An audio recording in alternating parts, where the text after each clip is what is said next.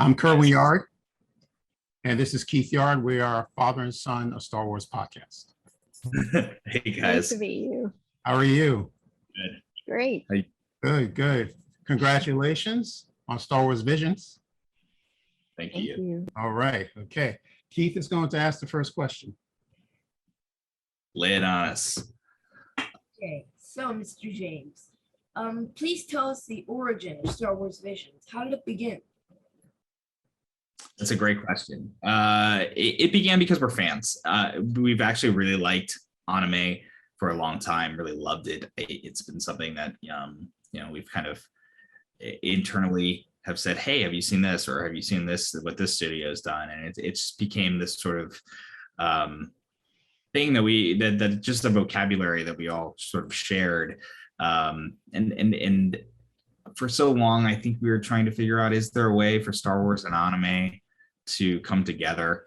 And is there a way to express Star Wars storytelling through anime? And it was a very different time. We were very feature focused, and we weren't really sure how to make that happen. And then Disney Plus happened.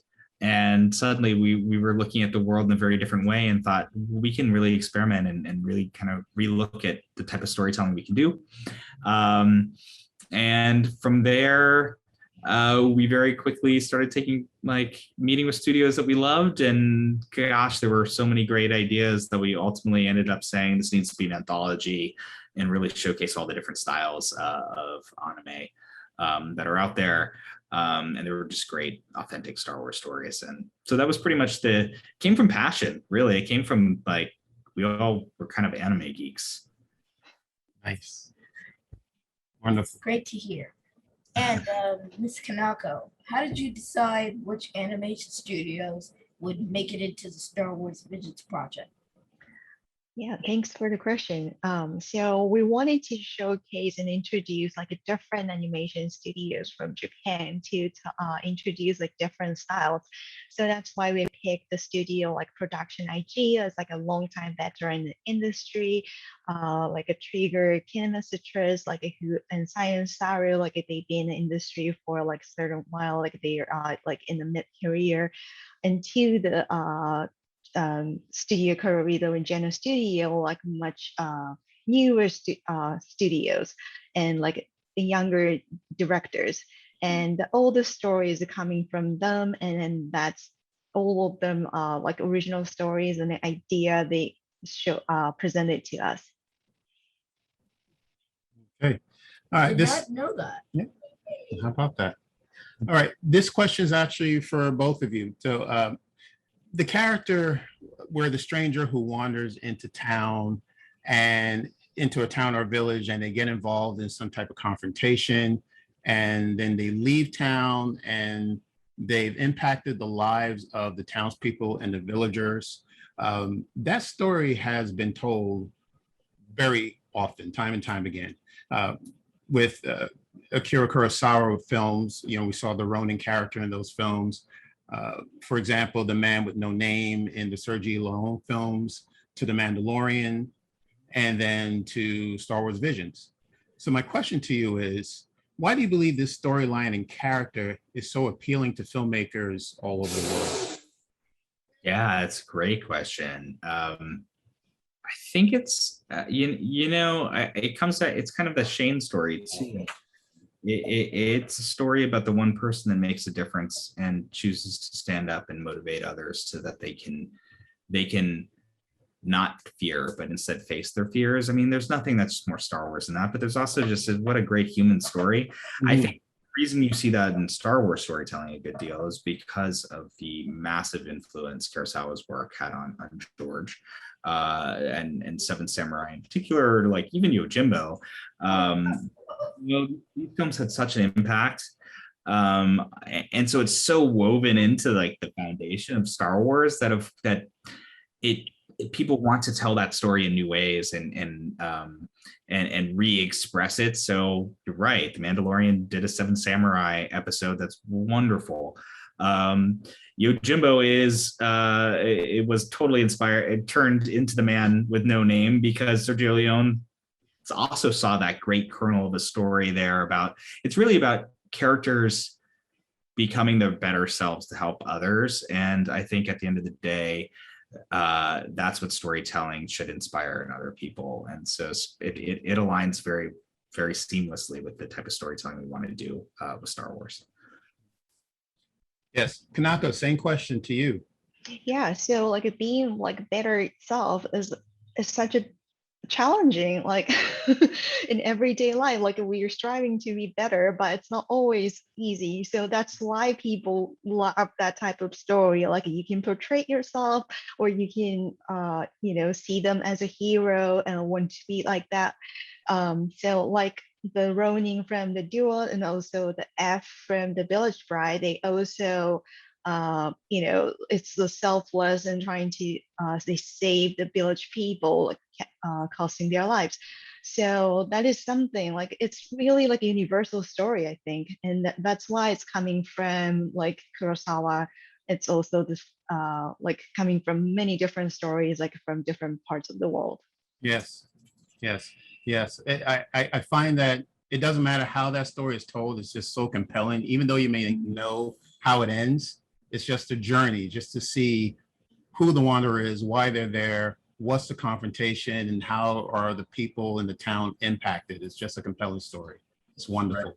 Yeah, you never get tired of hearing or seeing that story. The other element of that I think is really powerful is the fact that the wanderer doesn't have a personal connection with the village. It's not family, or he or she was doing it for family. It's doing it because it's the right thing. Mm-hmm. That's what really speaks to this all. Thank you for that. The next question, again, is for both of you. Throughout the episodes, we see characters appear in masks, and then they reveal themselves once there's a critical event takes place in the episode. What is the symbolism behind a character wearing a mask? That sounds good.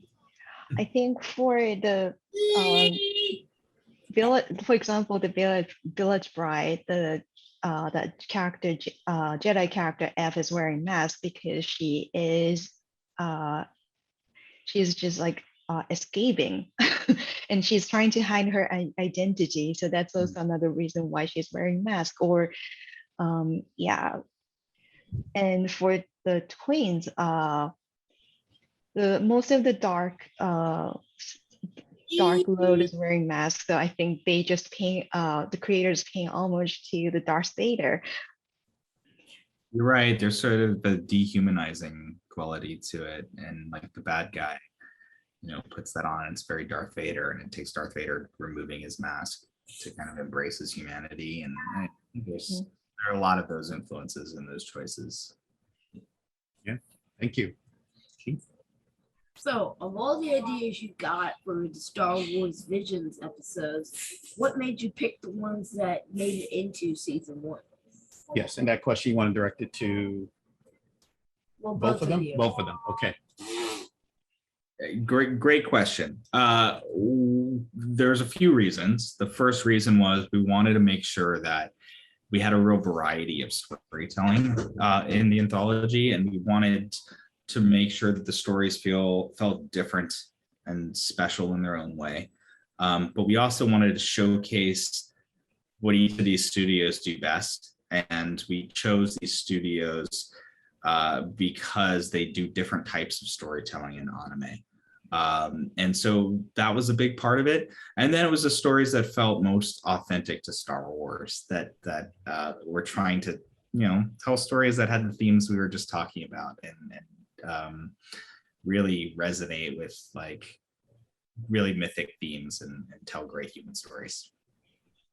Yeah, adding to what James said is like all the creators are huge Star Wars fans, so they know the core of the Star Wars stories and values. So when we received the idea from the studios, they are already like shines and it's each of them are different, distinctive, unique, and they have the very essence of Star Wars storytelling. So yeah, it's very wonderful to see that. All right, thank you. We have a guest here. So. All right, go ahead. So the next question is, will there be a season 2 of Star Wars Vision? And if so, will season 2 be a continuation of the first season, like all the episodes we saw in the first season, or will it be entirely new stories? Good question. Don't have an answer for you right now. What I'll say is that we are continuing stories from season 1 and other media. There's there's a novel Del Rey's doing right now that's called Ronin, which is basically continues the storytelling of the character we were just talking about from the duel. We're looking for other opportunities like that in manga and other ways. Will there be a season 2? We love the potential of Visions. We love that we get to unlock these types of stories and see fresh takes on Star Wars. Let's see how season 1 does. And if people love it as much as we do, maybe the answer will be yes. We will see. Fingers crossed.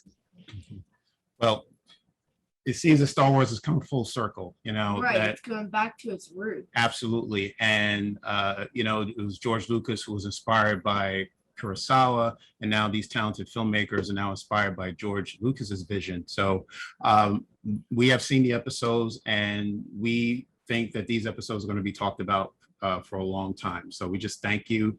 We're excited that Star Wars Visions is here, and we just thank you for your time. Thanks, guys. Thank you very much. All right. Thank you. Take care. Take care. Too. JPI, let's cut.